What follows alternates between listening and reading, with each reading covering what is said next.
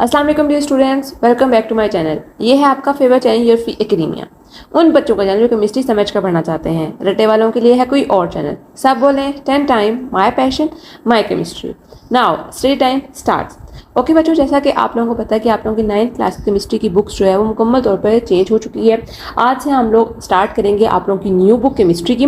Biology के chapter number 1 है वो हम लोगों ने कंप्लीट कर लिया है। मेरे चैनल के ऊपर उसकी पूरी वीडियो अवेलेबल है, ठीक है। प्लेलिस्ट अवेलेबल होगी, आप लोग वहाँ से उस चैप्टर को याद कर सकते हो।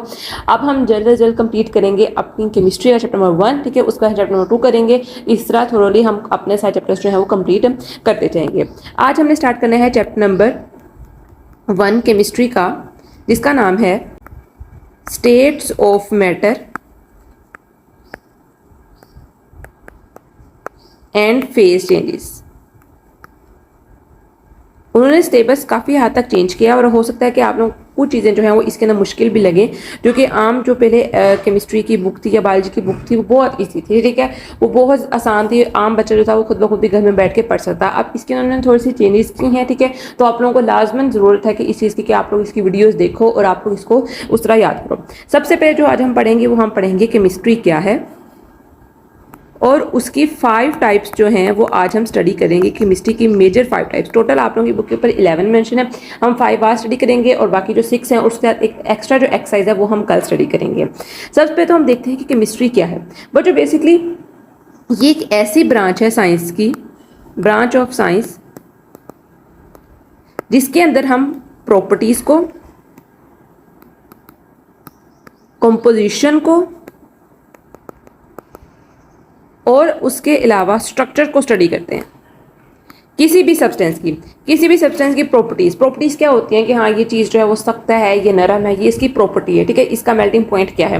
कंपोजिशन की बात करें तो कंपोजिशन क्या है, किस चीज़ से बनी हुई है, ठीक है। इसके अंदर जो है वो कॉटन जो है वो किस चीज़ से बनी हुई है, सेलो से बनी हुई है, ठीक है। उसके थ्रेड्स किस तरह बने हुए हैं, ठीक है। प्लास्टिक जो है वो किससे बना हुआ है, पेंट्स जो हैं वो किससे बने हुए हैं। ये सारी जो कंपोजिशन है उसकी वो स्टडी करेंगे। उसके बाद हम इसका स्ट्रक्चर स्टडी करेंगे। स्ट्रक्चर देखेंगे कि ये चीज़ जो है वो थ्रेड लाइक है, ठीक है, ये ट्रायंगुलर है, इसका स्ट्रक्चर किस तरह, हेक्सागोनल स्ट्रक्चर है, किस तरह का इसका स्ट्रक्चर है, ठीक है, क्यूबिक स्ट्रक्चर है। हर एक चीज़ को हम केमिस्ट्री के अंदर स्टडी करते हैं। हर एक चीज़ की प्रॉपर्टीज, उसकी कंपोजिशन, उसका स्ट्रक्चर, ये सारी चीज़ें, तीनों चीज़ जब हम एक ही फील्ड के अंदर स्टडी करते हैं तो वो हमारे पास होता है वो केमिस्ट्री बन जाता है, ठीक है। इसके अंदर हम बेसिकली डील करते हैं फिजिकल और केमिकल चेंजेस, ठीक है। फिजिकल और केमिकल चेंजेस को हम आगे डिटेल में स्टडी करेंगे। मैं आपको थोड़ा सा हिंट दे देती हूँ। बेसिकली जब भी आप लोग कोई चीज़ देखते हो अपने सराउंडिंग के अंदर, ठीक है, आप लोग देखते हो कि उसके अंदर कोई रिएक्शन हो रहा होता है। जस्ट फॉर एग्जांपल आप लोग देखते हो जैसे कोई आयरन है, ठीक है, या फिर लोहा जो होता है वो क्या कहता है, उसको जंग लग जाता है। बेसिकली क्या होता है, वो एक केमिकल रिएक्शन वहाँ पर हो रहा होता है, ठीक है। आप लोग जितनी भी सराउंडिंग में चीज़ें देख रहे हो, चीज़ें जो अपनी एक स्टेट से दूसरी स्टेट में जाती हैं, जब भी कोई चीज़ आप लोग चेंजेस देखते हो चीज़ों के अंदर, तो बेसिकली क्या होता है, वहाँ पर रिएक्शन ही हो रहा होता है। वो आइदर फिजिकल भी हो सकता है और केमिकल भी हो सकता है। आप लोगों ने एप्पल को काट के रखा हुआ है या फिर आपने आलू को काट के रखा हुआ है, तो आप लोग थोड़ी देर बाद देखोगे कि एप्पल का कलर भी थोड़ा सा ब्राउनिश हो जाता है और जो पोटैटो होता है उसको वो ब्लैक में कन्वर्ट हो जाता है। तो बेसिकली क्या होता है, ये वहाँ पर केमिकल रिएक्शन हो रहा होता है। तो केमिस्ट्री के अंदर हमने ये सारी चीज़ें पढ़नी होती हैं। ये केमिकल रिएक्शन होता है वो बेसिकली हो कैसे रहा हो। तो केमिस्ट्री के अंदर हम सारे के सारे रिएक्शन स्टडी करते हैं कि हमारे सराउंडिंग से जितने भी रिएक्शन हो रहे हैं, ये एवेपोरेशन का फिनोमेना, बारिश किस तरह हो रही है, ये भी केमिस्ट्री के अंदर हम पढ़ते हैं, ठीक है। किस तरह जो होता है बादल आपस में टकराते हैं, थंडर कैसे प्रोड्यूस होती है, ठीक है। सोइल के अंदर जो है मिनरल्स की ऑब्जॉर्प्शन कैसे होती है, फ्रूट कैसे बनता है, ये सारी की सारी चीज़ें जो होती हैं वो हम केमिस्ट्री के अंदर पढ़ते हैं। इसकी डिफरेंट सब ब्रांचेज है, उसको फिर हम आगे डिटेल में पढ़ेंगे तब आप लोगों को अच्छी तरह समझ आ जाएगा। अब बेसिकली अगर हम बात करें ब्रांचेज ऑफ केमिस्ट्री की, केमिस्ट्री की कौन कौन सी ब्रांचेज हैं। कुछ ब्रांचेज जो हैं, मेजर 5 ब्रांचेज जो हैं वो हम आज स्टडी करेंगे, ठीक है। बाकी जो हैं वो हम बाद में स्टडी करेंगे। सबसे पहली ब्रांच जो आती है केमिस्ट्री की, मैं कलर चेंज कर रही हूँ ताकि आप लोगों को थोड़ा सा मजा भी आए पढ़ने के अंदर, वो आती है फिजिकल केमिस्ट्री, ठीक है। आप लोगों ने सुना होगा कि हम अक्सर बात करते हैं छोटे लेवल के ऊपर, जब आप लोग 8th क्लास में पढ़ते हैं, 7th क्लास में हम कहते हैं ये एक एटम है, ये इसका मॉलिक्यूल है, इसका ये स्ट्रक्चर है, इसका ये स्ट्रक्चर है, ठीक है। या फिर आप लोगों ने ये भी सुना होगा कि इसकी शेल्स हैं, या एटम जो होता है वो गोल होता है, न्यूक्लियस जो होता है वो अंदर प्रेजेंट होता है, प्रोटॉन्स होते हैं या इलेक्ट्रॉन्स होते हैं। ये डेफिनेटली चीज़ें आप लोगों ने पढ़ी होंगी। ये सारी की सारी चीज़ें हम लोग फिजिकल केमिस्ट्री के अंदर पढ़ते हैं। हम लोग इसके अंदर पढ़ते हैं कि किस तरह जो होता है एटम बनता है, ठीक है। एटम्स के अंदर किस तरह प्रोटॉन्स हैं, किस तरह इलेक्ट्रॉन्स हैं, कहाँ कहाँ पर ये प्रेजेंट होते हैं, ठीक है। किसका एटॉमिक मास क्या है, किसका एटॉमिक नंबर क्या है, ठीक है। ये सारी चीजें हम लोग पढ़ते हैं फिजिकल केमिस्ट्री के अंदर। बेसिकली फिजिकल केमिस्ट्री ही हमें बताती है कि अगर कोई रिएक्शन होना है तो वो किस स्पीड के ऊपर होना है, ठीक है। या फिर इसके अलावा किस टेम्परेचर के ऊपर होना है, हम लोग ने कौन कौन से सब्सटेंसेस जो हैं वो ऐड करने। फिजिकल केमिस्ट्री हमें बताती है कि एक रिएक्शन जो होता है वो स्लो स्पीड के ऊपर हो रहा है कि फास्ट स्पीड के ऊपर हो रहा है, ठीक है। किस रिएक्शन को हम लोगों ने कवर करके करना है, किस रिएक्शन को हमने ओपन एयर के अंदर करना है, कौन से सब्सटेंसेस को हमने इस तरह रखना है कि उसके अंदर बिल्कुल भी एयर जो पास ना हो, ठीक है, उनको एक डार्क बोतल के अंदर रखना है। ये सारी चीज़ें हम फिजिकल केमिस्ट्री के अंदर ही पढ़ते हैं। ये हमें बेसिकली बताते ही है कि किस तरह एक रिएक्शन ने प्लेस होना होता है। फिजिकल केमिस्ट्री इतनी इंपॉर्टेंट है। आप लोग ऑर्गेनिक केमिस्ट्री पढ़े हो या फिर आप लोग कोई भी ब्रांच पढ़े हो तो फिजिकल केमिस्ट्री का नॉलेज आप लोगों को होना बहुत जरूरी है, क्योंकि अगर आप लोगों को पता नहीं होगा कि रिएक्शन किस तरह हो रहा है तो आप लोग किस तरह बता सकते हो कि ये रिएक्शन हमने इस तरह करवाना है, इस तरह करवाना है। तो फिजिकल केमिस्ट्री इस हवाले से बहुत इंपॉर्टेंट है। ये आप लोगों को बताती है कि रिएक्शन की स्पीड क्या है, रिएक्शन किस दिन में कंप्लीट होगा, कौन कौन से हमें सब्सटेंसेस चाहिए हैं, ठीक है, कौन सा रिएक्शन जो होगा वो काफी ज्यादा खतरनाक होगा, कौन सा रिएक्शन बड़ा मॉडरेट होगा। ये सारी चीजें हम लोग पढ़ते हैं फिजिकल केमिस्ट्री के अंदर, और ये आप लोगों को तभी पता चलेंगी जब आप लोगों को पता होगा क्या चीज, आप लोगों को पता होगा एटम का स्ट्रक्चर। आप लोगों को जब पता होगा कि इसके कितने नंबर ऑफ प्रोटॉन्स हैं, न्यूट्रॉन्स हैं, इलेक्ट्रॉन्स हैं, ये सब चीज़ें इसके पास कैसी हैं, कहाँ कहाँ प्लेस है, इसके पास कितने इलेक्ट्रॉन हैं, कितने इसने लूज करने, सारी चीज़ें हम पढ़ते हैं अपनी फिजिकल केमिस्ट्री के अंदर, ठीक है। नंबर 2 पे जो आती है आप लोगों की ब्रांच वो आती है inorganic chemistry. Inorganic chemistry basically अगर आप लोग जो पीरियोडिक टेबल देखोगे ना, पीरियोडिक टेबल के अंदर कुछ जो मेटल्स है ना वो इनऑर्गेनिक नेचर के हैं, ठीक है। जैसे ऑर्गेनिक के अंदर हम लोग कार्बन और हाइड्रोजन पढ़ते हैं, ये मेन सब्सटेंस है। इनऑर्गेनिक के अंदर बाकी सारे के सारे सब्सटेंस आते हैं जिसको हम स्टडी करते हैं। बेसिकली इनऑर्गेनिक केमिस्ट्री के अंदर हम देखते हैं synthesis, composition, properties and structure. Inorganic chemistry को सबसे पहले आइडेंटिफाई करने का, एक दूसरे से सेपरेट करने का यही तरीका है कि आप लोगों ने ये बात याद रखनी है, अगर हम लोग कार्बन और हाइड्रोजन को पढ़े होंगे तो वो हमारे पास ऑर्गेनिक केमिस्ट्री होगा। कार्बन और हाइड्रोजन के अलावा हम जितने भी दूसरे एलिमेंट्स को, जितने भी दूसरे मेटल्स हैं, नॉन मेटल्स हैं, उनको स्टडी कर रहे होंगे तो वो हमारे पास इनऑर्गेनिक केमिस्ट्री होगी। आप लोग पेंट्स देखते हो, ठीक है, उसके अलावा आप लोग ये कपड़ा देखते हो, कपड़ा बन रहा होता है, कारपेट्स देखते हो, रग्स देख रहे हो, ठीक है, वुड होती है, कोई प्लास्टिक का कोई पॉलीमर होता है, ये सारी की सारी चीजें आती हैं इनऑर्गेनिक केमिस्ट्री के अंदर, ठीक है। जितने भी आप लोग फर्टिलाइजर्स देखते हो, ठीक है, ये जो सोइल की नरिशमेंट के लिए इंपॉर्टेंट होते हैं फर्टिलाइजर, ठीक है। उसके अलावा आप लोग मेडिसिन देखते हो,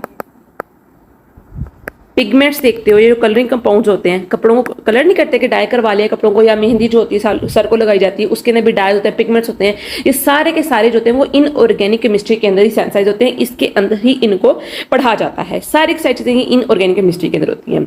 नंबर 3 पे जो आप लोगों की ब्रांच आती है वो आती है आप लोगों के पास ऑर्गेनिक केमिस्ट्री। जैसे कि मैंने आप लोगों को पहले बता दिया है कि ऑर्गेनिक केमिस्ट्री के अंदर बेसिकली हम लोग पढ़ते हैं ऐसे कंपाउंड्स, ऐसे सब्सटेंसेस जो कार्बन और हाइड्रोजन से मिलके बने होते हैं। उनके अंदर डिफरेंट कंपाउंड्स और भी होते हैं, डिफरेंट सब्सटेंसेस होते हैं, उनके अंदर नाइट्रोजन भी होता है, ऑक्सीजन भी होता है, फ्लोरीन भी होता है, ठीक है। लेकिन कार्बन और हाइड्रोजन के बगैर कोई भी सब्सटेंसेस जो होगा वो होगा इनऑर्गेनिक केमिस्ट्री के अंदर। कार्बन और हाइड्रोजन जो होती है वो मेन होती है ऑर्गेनिक केमिस्ट्री की बुनियाद, जिसके अंदर कार्बन और हाइड्रोजन प्रेजेंट होगी, उनका जो मोलेकुलर फ्रेमवर्क होगा, उनकी जो बेस होगी, उनकी स्केलेटन जो होगा वो कार्बन और हाइड्रोजन का होगा, तो वो आप लोगों के पास जाती है ऑर्गेनिक केमिस्ट्री। ऑर्गेनिक का बेसिकली वर्ड जो है ना वो निकला है लाइफ से, ठीक है। आप लोगों ने देखा होगा हम अक्सर चीज़ें सुनते हैं कि ये चीज़ बड़ी ऑर्गेनिक है, ये चीज़ बड़ी रियल है, ठीक है। तो ऑर्गेनिक जो होती है वो चीज़ बबड़ी नेचर के करीब होती है, ये ह्यूमन लाइफ से, एनिमल लाइफ से बहुत ज़्यादा रिलेट करी होती है। तो बेसिकली जो चीज़ भी ह्यूमन लाइफ से या एनिमल लाइफ से या रिलेट करी होगी तो हम कहेंगे ये चीज़ बहुत ऑर्गेनिक इन नेचर है, ठीक है। इसके अंदर डिफरेंट कंपाउंड्स आ जाते हैं, ठीक है। आप लोगों ने पेट्रोलियम के प्रोडक्ट्स देखे होंगे, पेट्रोलियम जेली, फार्मास्यूटिकल दवाइयाँ वगैरह होती हैं, वो भी इसी के अंदर आ जाती है। मेन जो फ्रेमवर्क होता है वो कार्बन और हाइड्रोजन होता है। उसके अलावा आप लोग प्रोटीन्स देख लो, डीएनए देख लो, मैक्रोमोलिक्यूल्स, माइक्रोमोलिक्यूल्स देख लो, सारे के सारे जो होते हैं वो ऑर्गेनिक केमिस्ट्री से लिंक्ड होते हैं, इनसे जुड़े होते हैं। अब जो होती है वो आती है आप लोगों की नेक्स्ट ब्रांच जिसको हम स्टडी करेंगे, वो आती है इन्वायरमेंटल केमिस्ट्री।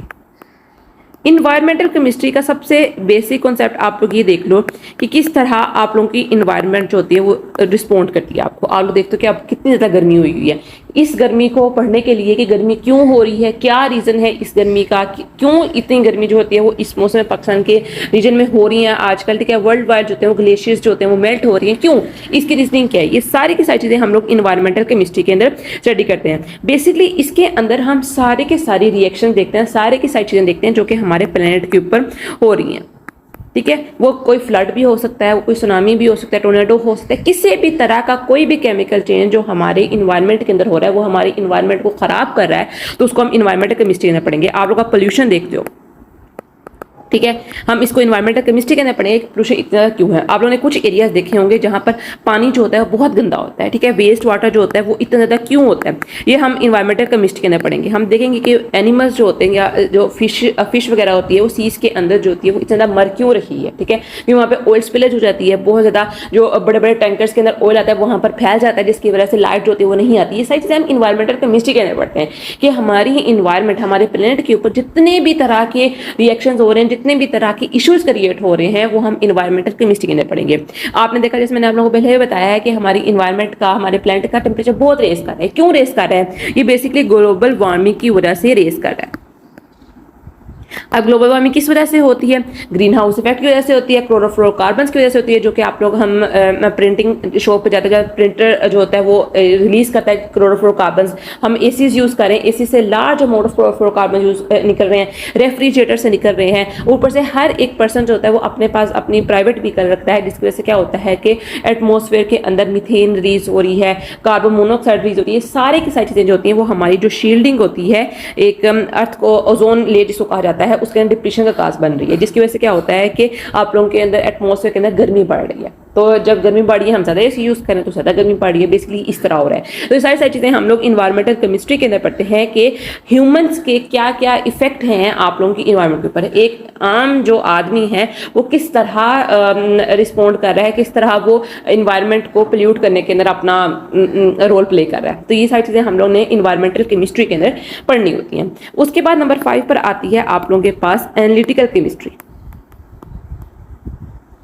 एनालिटिकल केमिस्ट्री की मैं सबसे पहली एग्जांपल आप लोगों को देती हूँ ये कि आप लोगों ने देखा होगा कि हम अक्सर कहते हैं कि हाँ इस चीज़ का एनालिसिस कराने के लिए इसको लैब में भेज दो, हाँ भाई इसके टेस्ट रिपोर्ट आई है इसको लैब में भेज दो, इसको हमने इसका ग्लूकोज चेक करना है इसका एनालिसिस के लिए लैब में भेज दो। अगर हमें चेक करना है कि इसके इस सपोज किसी डेथ हुई है गंदा खाने की वजह से, जहरीले खाने की वजह से, हम कहते हैं इसको लैब के अंदर भेज दो, चेक करो कि इसकी कितनी मैन्युफैक्चरिंग डेट क्या थी और बेस्ट बिफोर किस डेट तक था। ये सारी सारी चीज़ें जो आती हैं वो एनालिटिकल केमिस्ट्री के अंदर आती हैं। एनालिटिकल केमिस्ट्री के अंदर बेसिकली हम लोग टेक्निक्स को यूज़ करते हैं और चेक करते हैं कि हमारे पास फूड की क्वालिटी क्या थी, ठीक है। हम इसके अंदर इसकी क्वांटिटी भी चेक कर सकते हैं, क्वालिटी भी चेक कर सकते हैं। आप लोगों ने देखा होगा कि अक्सर आप लोग बिस्किट्स के आप लोग देख लो, पैकेट देख लो, ऑयल देख लो, कोई भी चीज़ देख लो, या दूध आप लोगों को अगर आता है, अगर तो आप लोग पैकेट वाला दूध लेते हो, ऑयल पर्स लेते हो, कोई भी लेते हो, तो उसके ऊपर लिखा होता है, एक तो मैन्युफैक्चरिंग डेट लिखी होती है MFG, और लिखा होता है बेस्ट बिफोर BB लिखा होता है, या एक्सपायरी डेट लिखी होती है।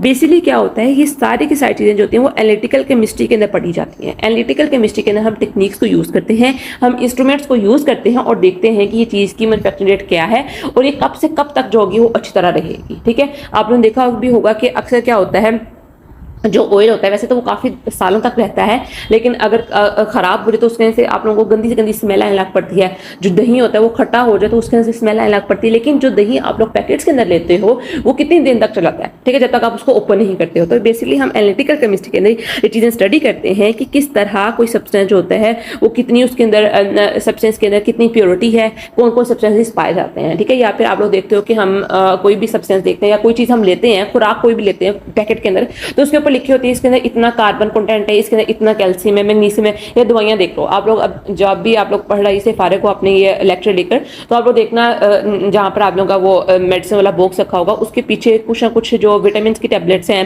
ठीक है, उसके ऊपर पीछे लिखा होगा कि इसके अंदर विटामिन B12 इतने % है, विटामिन C इतने % है। तो बेसिकली क्या होता है कि एनालिटिकल केमिस्ट्री के अंदर हम टेक्निक्स को यूज़ करते हैं, हम इंस्ट्रूमेंट्स को यूज़ करते हैं और बताते हैं कि इसके अंदर इतने सब्सटेंस के अंदर ये चीज़ प्रेजेंट है, ताकि जिस बंदे को ज़रूरत है वो चीज़ चीज़ को लेते हो, एनालिटिकल केमिस्ट्री बहुत बहुत इंपॉर्टेंट है। मैंने आप लोगों को पहले स्टार्ट के लेक्चर बताया कि केमिस्ट्री जो है बेसिकली हमारी डेली लाइफ के अंदर हर एक जगह इसका असर है। हर एक जगह आप लोग कोई भी चीज़ कर रहे हो उसके अंदर केमिस्ट्री इन्वॉल्व है। ठीक है, तो आप लोगों ने अब अपने नेचर के अंदर, अपने सराउंडिंग्स के अंदर देखना है कि किस तरह केमिस्ट्री कहाँ कहाँ इन्वॉल्व है, उसको आप लोगों ने सर्च करना है। तो एनालिटिकल केमिस्ट्री के अंदर बेसिकली हम लोग इसी को यूज़ करते हैं कि कोई भी सब्सटेंस हो उसके बारे में पता करवाना हो कि उसके अंदर कितने परसेंट कार्बन कंटेंट है, किसके अंदर कितना फूड जो है वो अच्छा है, कितनी देर तक ये रह सकता है, कब ये ख़राब होगा, ठीक है, कितना परसेंट ये ख़राब हो चुका है, इसके ह्यूमन हेल्थ के ऊपर, डाइट के ऊपर क्या क्या इफेक्ट्स होंगे। तो बेसिकली एनालिटिकल केमिस्ट्री के अंदर हम लोग ये चीज़ें जो हैं वो स्टडी करते हैं। आई होप सो कि आप लोगों को ये फर्स्ट लेक्चर जो है बहुत बहुत इंटरेस्टिंग लगा होगा। मैंने कोशिश किया कि मैं आप लोगों को डेली लाइफ से एग्जाम बताऊँ बिसाइड योर बुक। ठीक है, आप लोगों की बुक के ऊपर भी चीज़ें लिखी हुई हैं, उनको आपने याद करना है, लेकिन समझाने का पर्पज़ ये था कि आप लोगों को जब अपने बुक का पढ़ो तो आप लोगों को बहुत बहुत इजी लगे। ठीक है, and I am damn sure कि जब आप लोग पढ़ोगे अपने बुक का तो आप लोगों को बहुत इजी लगेगा। बच्चों आज के इतना ही, कल मिलते हैं एक नई अच्छी एक्साइटिंग चर्चा के लिए। फिर अमान अल्लाह।